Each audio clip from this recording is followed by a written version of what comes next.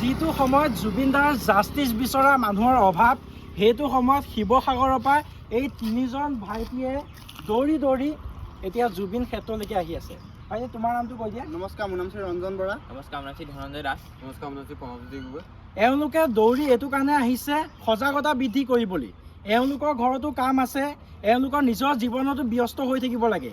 তাৰ পিছতো আহিছে। মই এটা কথা তোমালোকক সুধিব বিচাৰোঁ, শিৱসাগৰৰ পৰা ইয়ালৈ প্ৰায় 400 কিলোমিটাৰ ওচৰা-ওচৰি হ'ব, 300-400 বাৰু ইমান হৈছে।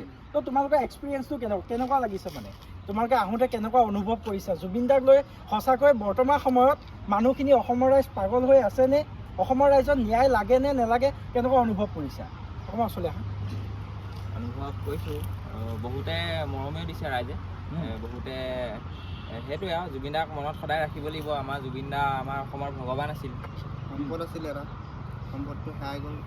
আপোনালোকে সেইটো পাহৰি নাযাব। আমি এটাই উদ্দেশ্য লৈ আহিছোঁ যে সজাগতা বৃদ্ধি কৰিব লাগে। ৰাইজে পাহৰি গৈছে জুবিন দা। তোমালোকে অনুভৱ কেনেকুৱা কৰিছা? শিৱসাগৰৰ পৰা এতিয়া আহি ধৰমটোল পাইছাহি, মানুহখিনি নিজৰ কামত ব্যস্ত হৈ গৈছেনে, নে মানুহখিনি সঁচাকৈ জুবিন দাৰ ন্যায় বিচাৰি আছে?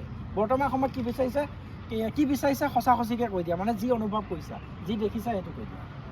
ন্যায় বহুত লোক ন্যায় বিচাৰি আছে বাৰু, কিন্তু কিছুমানে পাহৰি গৈ যাব পাৰে, মানে এনেকুৱা আমাৰ মনত ধাৰণা হৈছে।